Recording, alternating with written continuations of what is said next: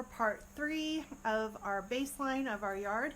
And right now I'm in our covered porch up at the top, or I guess the middle level of the house, and we'll go ahead and get started.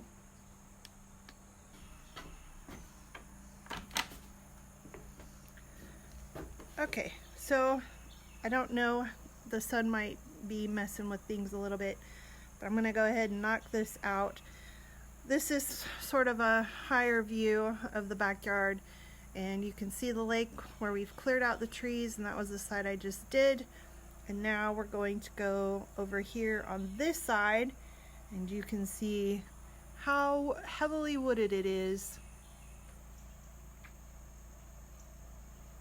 And we've got a lot to come down on that side. So let's go ahead and get started.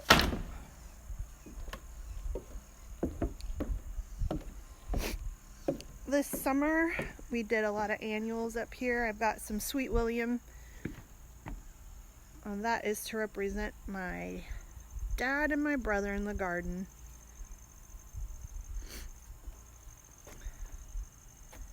And then I think this direction over here is south. So this is where, of course, most of our sun will be. And then that direction over here is east. So that is where our focus will be, is the southeast part of the yard.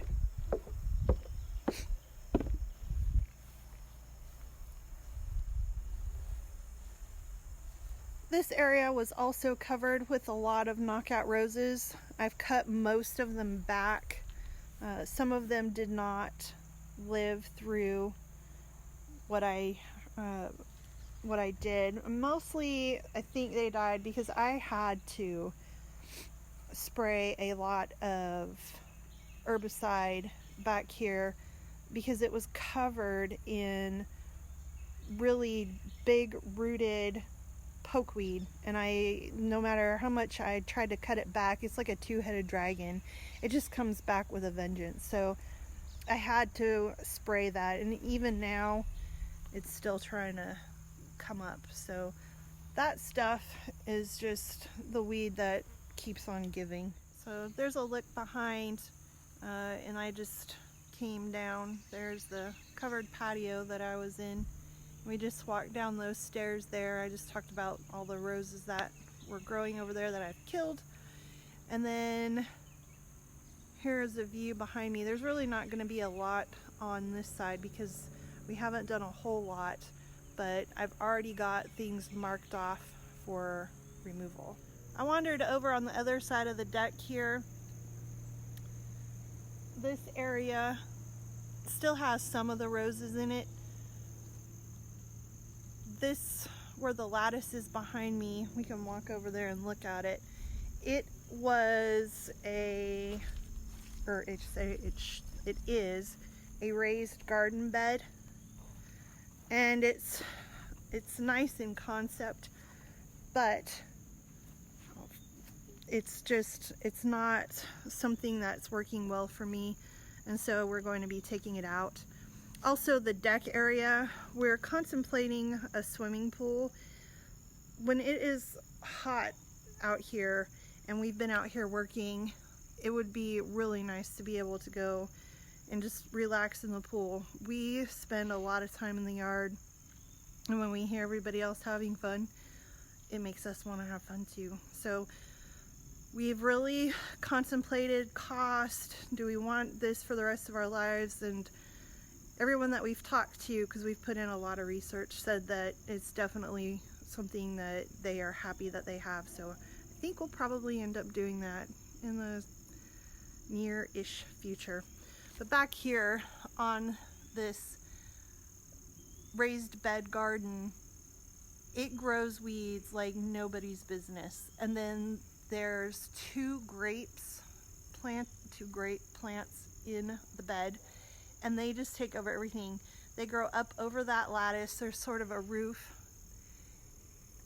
and they get into the peach tree. They climb all over the peach tree. They're just really invasive. I don't like where they're at. it would be nice to have grapes, but the squirrels get to them. We never see them. There's blueberries underneath all those grapevines. We never get a blueberry. The squirrels here are ravenous little pigs. They get everything, and what the squirrels don't get, the bugs do. We have never seen a single peach off of that tree. Not even turn peach color. They get green, and they either get eaten or they fall off of the tree.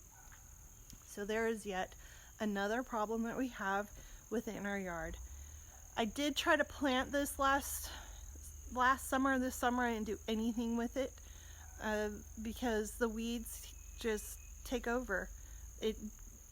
Everything that was planted last year. I went on vacation out of the area for about a week, and I came back and everything just grew almost like overnight. It's ridiculous. So that is going to be removed. Nice in theory, but definitely not practical for us. Over along the fence, to try to block a little bit of the vehicles, I planted some morning glories, and they did okay. They didn't do great, but maybe next year they'll be a little better. I don't know. We'll just have to see. So all of this will be removed.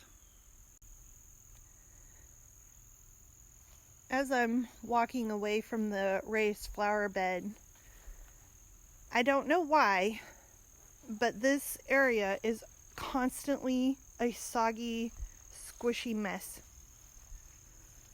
It's just, I don't know if you can.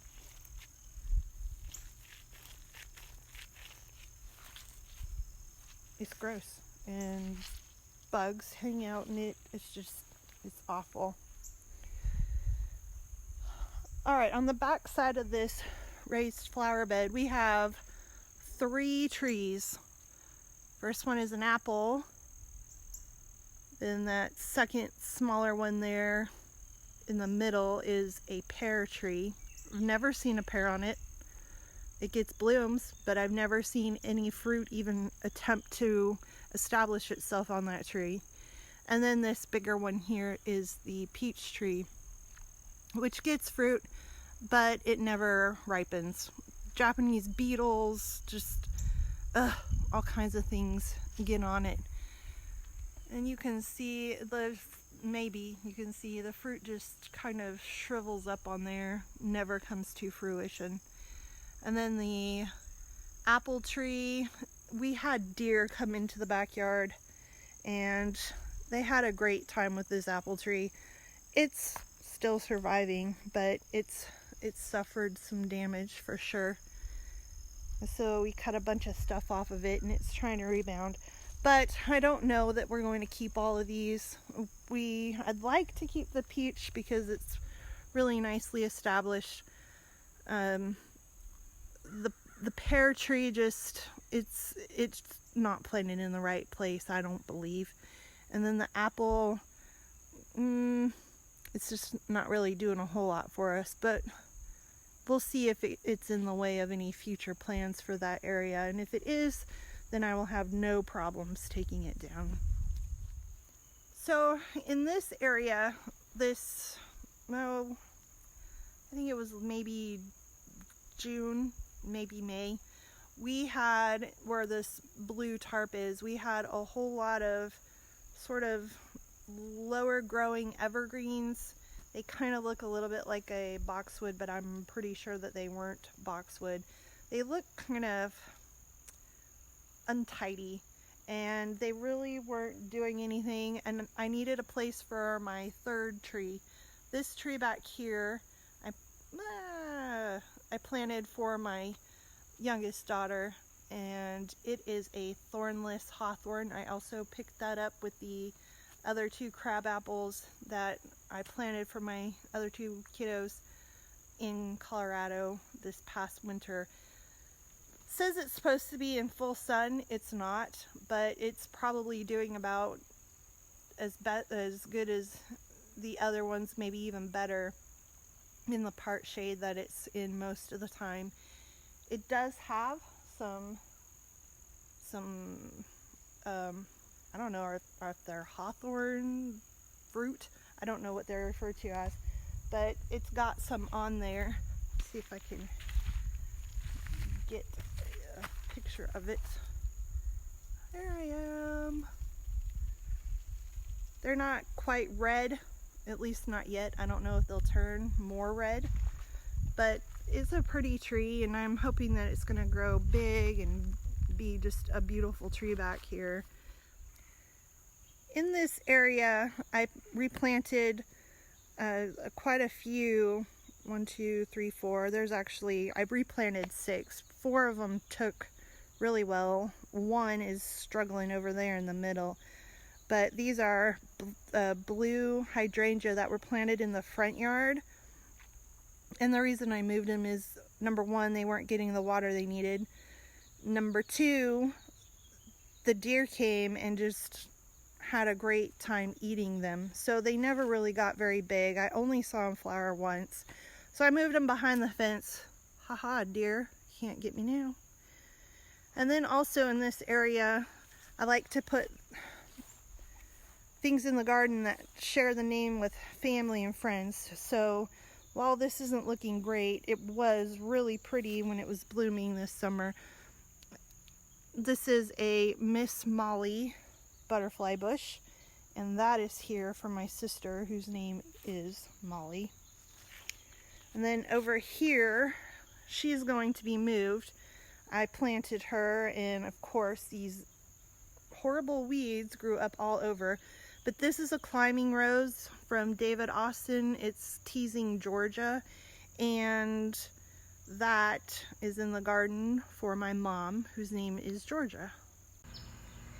In this corner, once we take out all of these trees, this is where our shed is going to be, to have the riding lawnmower, the leaf mulching machines, weed eaters, rakes, all of that fun stuff. It's going to live back here, and all of this will be gone. I think the type of shed I'm going to go for is going to look more like a house. So the front that faces us going this direction will look like a house, and then the door will be on this side, probably like a garage door, to get stuff in and out of there easily. Panning down from that area, balancing on rocks up here, this is the next thing that's going to happen. So there's yellow flagging tape going from one side of the fence all the way over to the path that leads down to the lake. There is a lake behind all those trees, you just can't see it. But everything on this side of that flagging tape is coming down. A lot of them are already dead. See if I can show you. There's a trio of pine trees there. You can see the sticks sticking out of there, the branches I should say.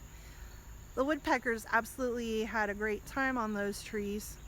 A lot of the bark is falling off, so those are dead. They're coming down. And even among all of these trees, I've got some big ones.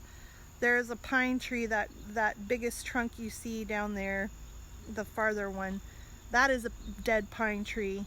It's trapped behind all these other trees, and at the base of it, let's see if I can get down there a little bit, there is, it looks like sawdust. Whoa, sorry about that. So there's a lot down here that is going to be taken out. I've got trees that are already falling. I don't know if you can see them down there leaning over, but it is a dangerous mess down there. In fact, I see stuff leaning that wasn't leaning when I went and put the flagging tape up there 3 days ago. Yikes. All right, so we're gonna go ahead and walk down here to the lake. I think we'll include that on part 3 of the video. Hopefully I don't get bit by any snakes. I think they're still active, and they definitely blend in with the stuff laying around on the ground. Oh my goodness. Wow. Holy cow. Ugh, man. So I was just over here tying these trees off and marking them to be cut by Brady, the guy that comes and cuts the trees for us. And since I have tied it off, it has split and it is leaning. So I am very glad that that did not happen while I was walking around under here, because obviously that could have been bad news. Gosh, crazy.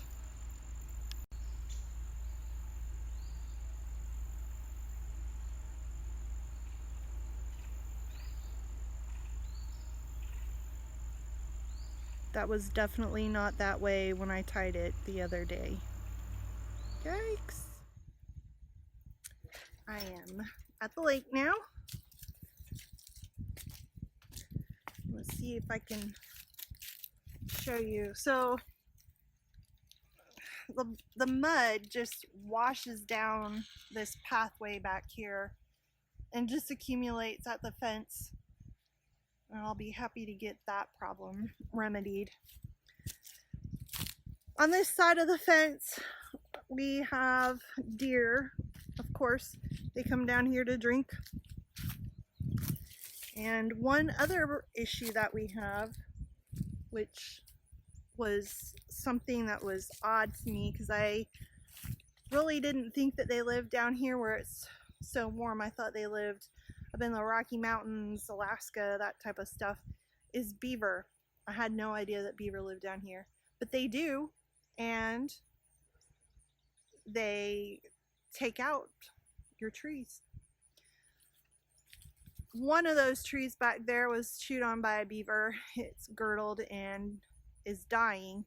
The other one next to it is completely dead all the way to the top, so those are gonna come out.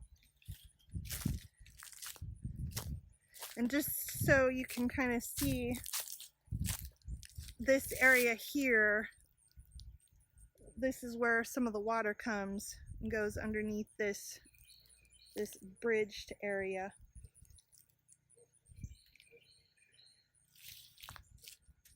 Down here, not much happens, I don't think, with anybody's property by the lake. There are some people that have grass planted. Ours is just kind of natural. Just kind of give you an idea of what we have down here. There's a good bit of distance between the fence and the water. The property for the homeowners here actually extends out into the water area. And then I'm gonna swing around here. Hopefully not too fast. So this is close to the end of our property line, and that big pine tree,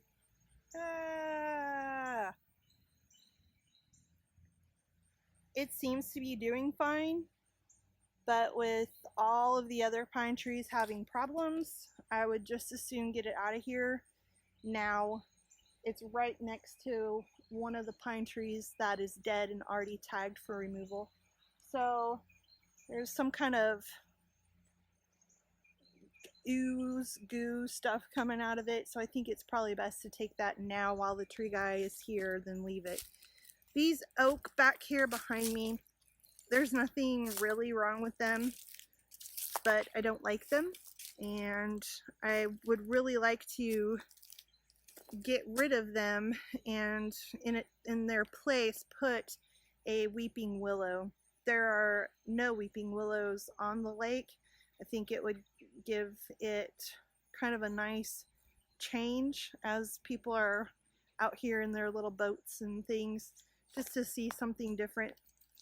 And also, I think I want to put one or two trees that have purple or red foliage on them, like maybe a Japanese maple.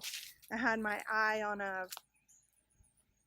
what's it called, a red bud merlot, and that looks real pretty.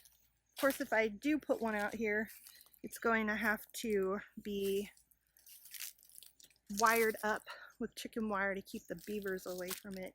Although they seem to go for these big trees more. Here's the dock. It's okay. It needs some work. It's starting to get sort of weak spots in it. All right, now I'm walking towards the north. This is the east and behind me is the north. And I've got 3 big trees right here in a row, and that one, it's been losing some big branches, and I think just to give the other 2 big trees room to grow with their branches, I think we're just going to go ahead and take this one out. It's a big one. I want to try to use some of the trunk of it to make some sort of benches to put along the water here. We get people that walk through here all the time, and sometimes they fish in this area, but they never seem to want to fish off the dock. I don't know, maybe it makes them uncomfortable. These, oh my goodness. So the 2 on this side are hickory that have expired, I don't know, died. And then this one over here, when we moved in, it was alive, it was doing just fine, and then the beaver came, and now it is dead all the way to the top because he girdled it. And that is a sweet gum tree, and I think most of the ones that I see on our property that have been bothered by the beaver were sweet gum. And I don't know if you can see this, but it's got holes, and it's pretty unsafe. So the sooner the guy gets here to cut these down, the happier I am going to be.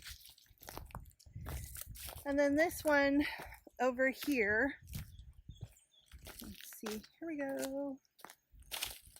This guy is full of branches. It's messy looking to me. I don't like it. And last year, like, the top half of it just fell down, I don't know, in the wind or something like that, and it took out our fence, and we had to replace the fence. So we decided to go ahead and add a gate to that area, so that we could get the lawnmower down here and we can take care of things. And then this marks the end of the property. So all of these rocks, somebody really took a lot of time to make it nice. At one point, I'm sure it looked really great down here. There's azaleas up closer to the fence. There's borders marked with these rocks, but the rocks have shifted.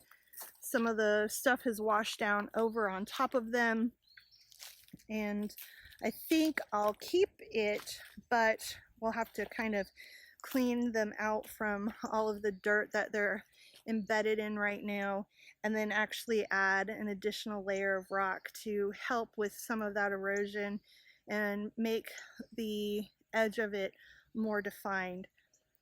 This is the end of our tour through our yard, part 3, and I appreciate that you came on this little journey with me, and I hope that we will see you in the next video.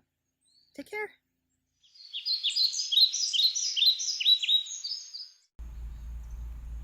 Here, lizard, lizard, lizard.